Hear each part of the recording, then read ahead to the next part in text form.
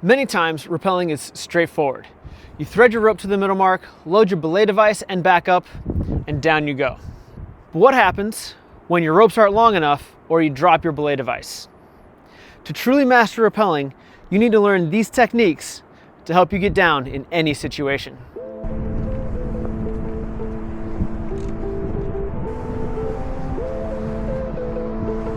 I am Travis. I am an AMGA certified rock and alpine guide, and today we are going to look at the instances when rappelling is not straightforward. Let's get going. One of the most common instances that we will face that's different from our normal rappels is when the rappel is longer than half our rope length. We can find this information out before we even get on the route. We can find that out from the guidebook or through online resources such as Mountain Project.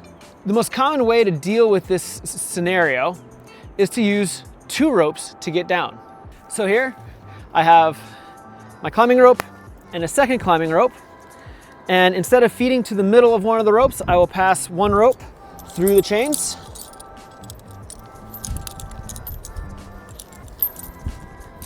And then I will just tie a flat overhand with both ropes. And then from here, I will just load my belay device and I'll be able to go down a full rope length instead of just half a rope length. Many times when we're climbing longer routes, we just have one single rope between us and our partner. And so we don't want to carry up a whole second climbing rope. This is when a tag line is really nice. It's thinner, it's lighter, and allows us to climb more easily as we're going up. We want to make sure we're threading our thicker climbing rope through the chains before tying the ropes instead of passing the tag line through and tying that to the climbing rope. A flat overhand will work just fine without any additional knots. But if you're still worried about that, you can use our next technique to help you feel a little bit more secure.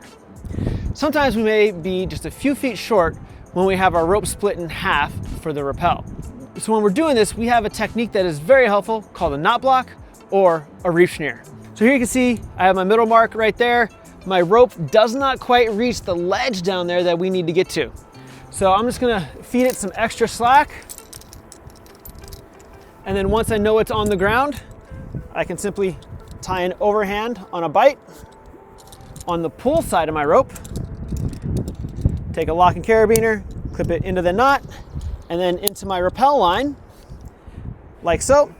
And then I'll set my rappel device up on this one strand because it is now fixed.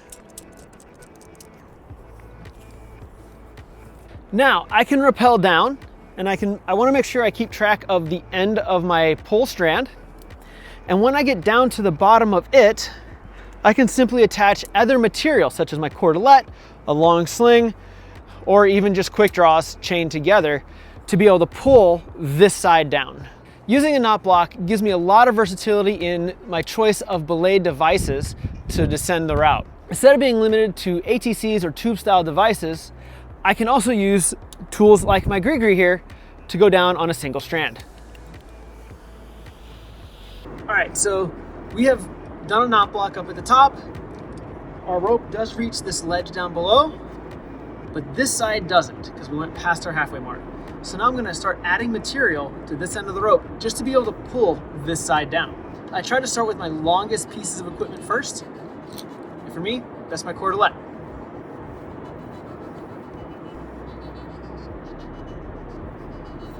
And then if the cordelette doesn't reach far enough, I'll just continue adding material until I'm able to pull. So this cord ended up being enough to reach down at the ground. Come off the gree. Just untie the knot on the strand that we rappelled on. And then just pull the cord down. So sometimes when you're wanting to use the knot block technique to descend down a rappel that's longer than half of your rope length, you might not know where exactly you need to put that knot. The best way to figure that out is to lower your partner down while feeding the rope through the chains. And you can do two things at once with this technique. So here I have my climbing partner tethered in with on the back side of my clove hitch with his own clove hitch. And I'm gonna take his end, since it's on top of our pile, we're gonna thread the rope through the chains, and I'm gonna have him tie in.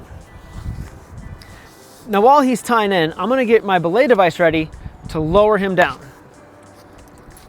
So I'm just gonna use my ATC here, clip it into my master point, like so. So when loading the rope into the belay device, I like to have the high friction side going towards the side of the chains that my climber is tied into. And so I'll load that in there so that the brake strand is coming up from the belay device through the chains like that. And then I will have my backup on my harness.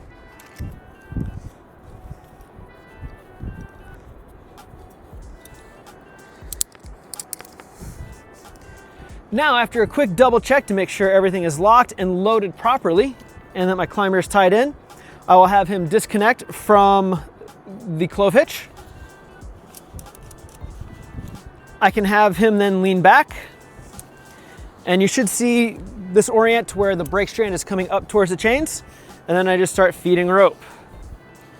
And as you can see, this allows me to get this climber down and puts the rope through the chains to the exact point that I need it.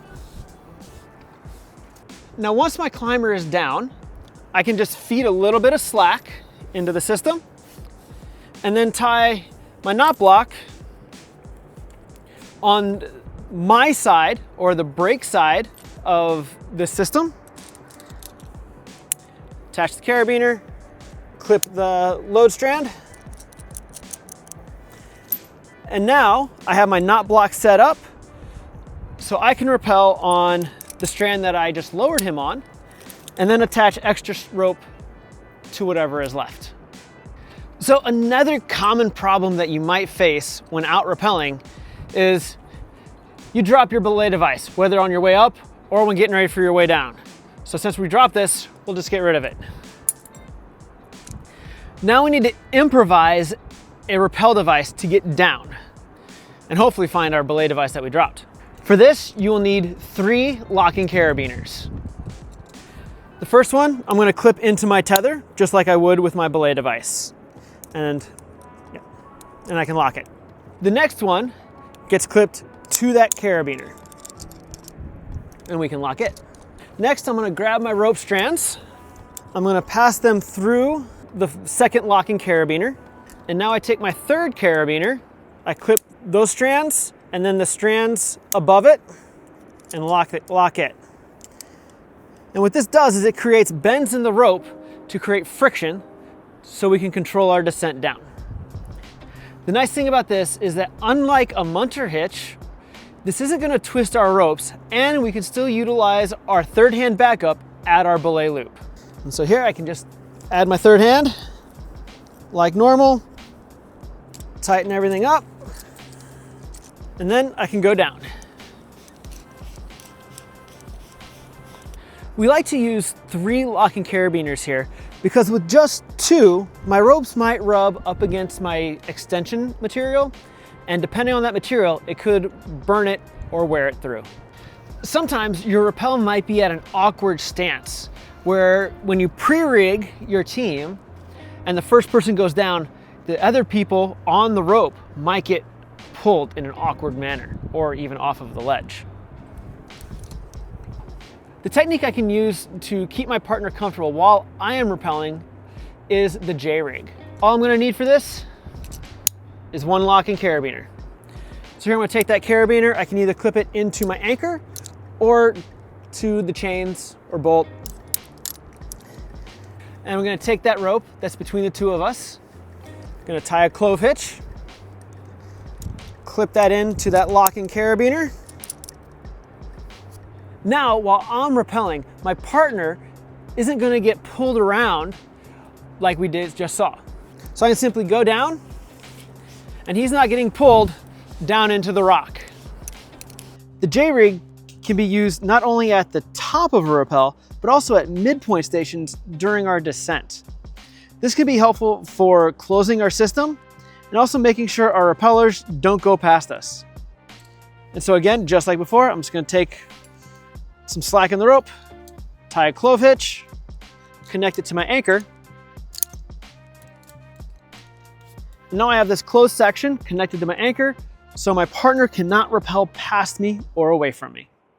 Sometimes when you are rappelling, particularly on multi-pitch descents, you might rappel past your anchor, wind up at the ends of your rope, and then see where the anchor is. If you rappel with a guide style device in the high friction mode, you have a way out. All right, so what we need to do is to get this part of my belay device to my belay loop. And since I'm kind of in a free hanging stance, not able to do that. So I'll start off by putting a locking carabiner on the guide loop. Next, I can take some type of longer material. Here I'm just going to take a double length runner. You could use a cordelette or a quad length, any of those will work. So I'm gonna take my material, my double length runner, and above my belay device, I'm gonna tie a friction hitch, and the hitch I'm going to use here is a clem heist. All right, I can test it. It grabs. I'm gonna want it pretty low here just to make sure I can reach this. So I'll take 1 foot, put it in that runner, stand up, clip the guide device to my belay loop, and then I can sit back down. Now, if it's steep, I'm gonna leave my foot loop on because it'll help me ascend back up. If it's not very steep and I can just kind of walk up a slab, I'll take it off. Here we'll use it. So I'll feed a little bit of slack with my back up, pop my foot in, move up, and pull rope through the guide device. As you can see, it has a lot of friction. This works a little bit better with wider belay devices than skinnier ones. So I can pull rope through, sit on the device, move my foot loop up, and then keep doing that up until I get to my anchor. I hope these techniques have been helpful to help you down those tricky rappels when you come across them. If you have any other things that you'd like to see me cover here on this channel, put it down in the description below. See you out in the mountains.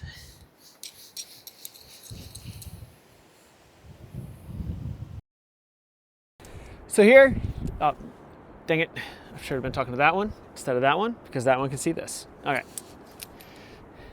See, I'm used to doing this myself, and so I don't cut things. I just okay, just keep rolling. All right. The knot block is also nice because it gives me some versatility in the belay. Rappel. Dang it, I wanted to be unclipped. I wanted to go down on it. Okay. Take 3. All right. And now why am I doing this? That's a great way to start. Okay. But I can just keep doing this, pulling rope through. Oh gosh.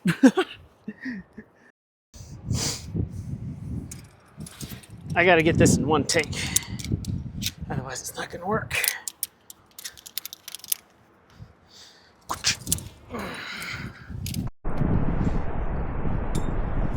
Bye, Travis. Oh, hi.